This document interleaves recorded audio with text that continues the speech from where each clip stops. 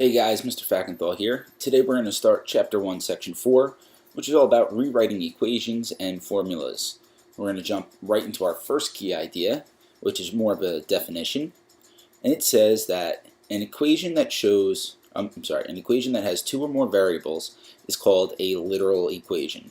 To rewrite a literal equation, we solve for one variable in terms of the other variables.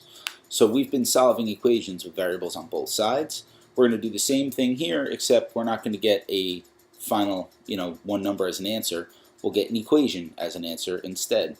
But we're still just trying to isolate a variable. Alright, so example 1, we're going to start rewriting some equations. So they gave us the equation 2y plus 5x equals 6, and they want us to solve for y. We're going to notice we have two variables in here, but right now that doesn't matter. So our first step is always just to rewrite the equation. 2y plus 5x equals 6. So the first thing we want to do, we're trying to isolate y. We want to get y alone on one side of the equal sign. So we're going to subtract 5x from each side. And that's going to leave us with 2y is equal to negative 5x and 6 are not like terms, so you just rewrite it as it is. Negative 5x plus 6. And then our last step is we're going to have to divide each side by 2. Divide each side by 2. That's going to give us y equals negative 5x over 2 plus 6 over 2. We can simplify that, and we're going to get y equals negative 5 over 2x plus 3. So our final answer is going to be y equals negative 5 over 2x plus 3. All we did here was solve the equation for the variable. We rewrote the equation in terms of y. Alright, so example 2, rewriting a formula. The formula for surface area S of a cone is S equals pi r squared plus pi r times L. We want to solve this formula for the slant height L. So this is our equation. First step is to rewrite it. So we'll rewrite it as S equals pi r squared plus pi r L. So we want to solve for L now. This is our goal. We want to solve for L. So the first thing we want to do is try to isolate it. So we can subtract pi r squared from each side. Subtract pi r squared from each side.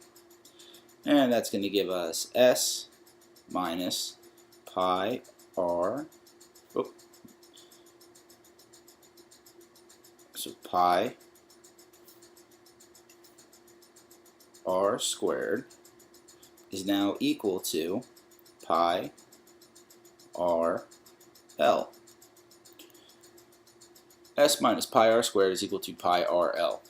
Now pi times r times L is all being attached by multiplication, so the inverse operation of multiplication is division, so you divide each side by pi r, just pi r. We'll divide each side by just pi r. But whatever you do to one side, you have to do to the other, so pi r on both sides.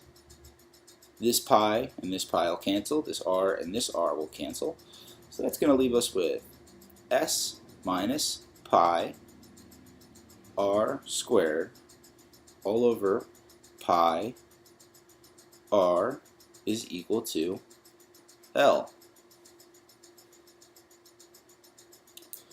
So we have now isolated the variable L. We have the same equation in terms of L. So we want to remember, a formula shows how one variable is related to one or more of the other variables. A formula is a type of literal equation. So we have multiple variables in here. We just solved for L this time. It's the same equation. It's just how it is related to L compared to all the other variables. So our second key idea today is temperature conversion.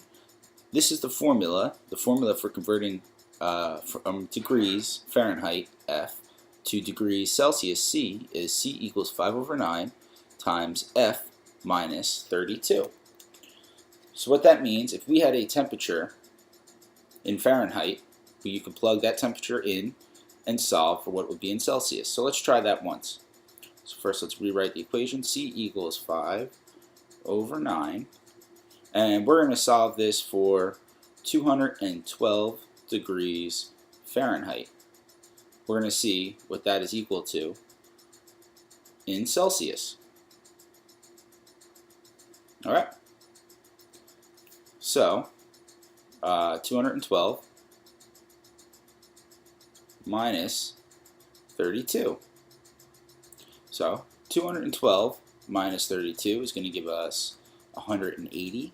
So C is equal to 5 over 9 times 180. Now 5 over 9.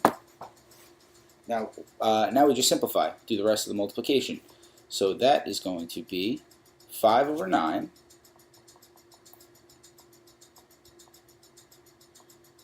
times 180, which is equal to 100.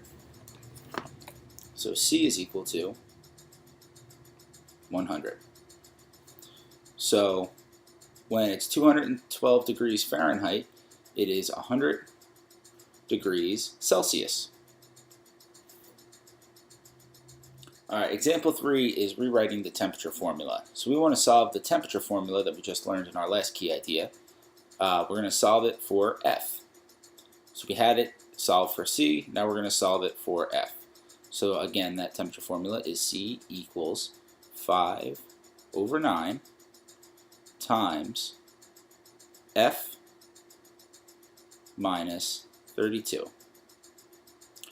First thing we have is we're multiplying this whole thing by a fraction. So to cancel that fraction out, we're going to multiply each side by the reciprocal, 9 over 5. But whatever you do to one side, you have to do to the other. So it'll be 9 over 5 on both sides. And when you do that, 5 over 9 cancels out, and you're left with 9 over 5. C is equal to F minus 32. Just make sure that's a C right here. Okay. Now our last step, we have negative 32 attached to this by subtraction. So we're going to do the inverse operation, which is add 32 to each side. We're going to add 32 to each side. And that's going to give us, those will cancel out. That'll leave us with F on this side is equal to 9 over 5 C plus 32. So our final answer is going to be F equals 9 over 5 C plus 32. We rewrote the temperature equation in terms of Fahrenheit. All we did was solve for a variable, but instead of getting one answer or no solution or infinite solutions, we have everything else. We have all the other terms on the other side, but that variable is isolated.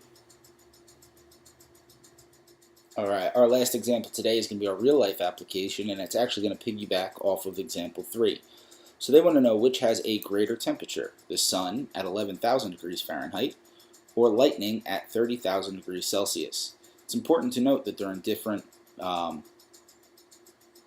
temperatures, right? They're at different measurements of temperature.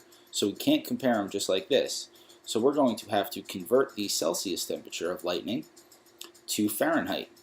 So we're going to use our equation from the last problem, which is F equals 9 over 5 times C plus 32.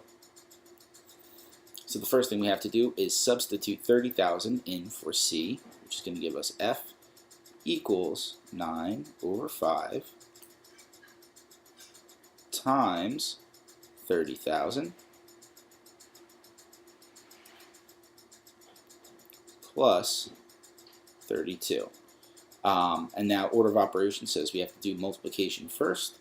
So F is equal to 9 over 5 times 30,000 is 54,000.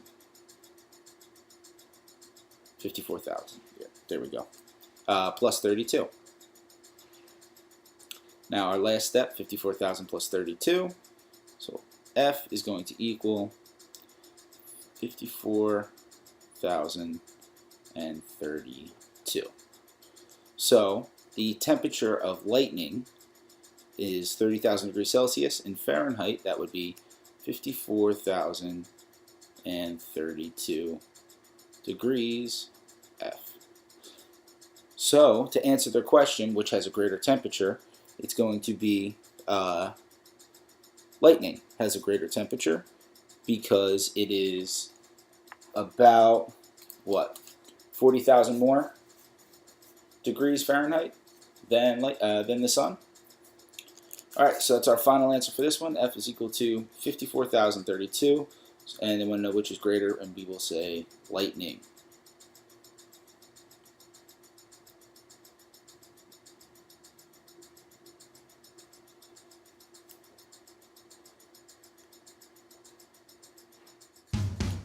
Alright, and that's all we got for Chapter 1, Section 4. Don't forget to like and subscribe, comment below if you have any questions, or bring your questions to class. And please, please, please turn on notifications so you can get notified whenever I post a new video. Alright, see you in class. Happy solving!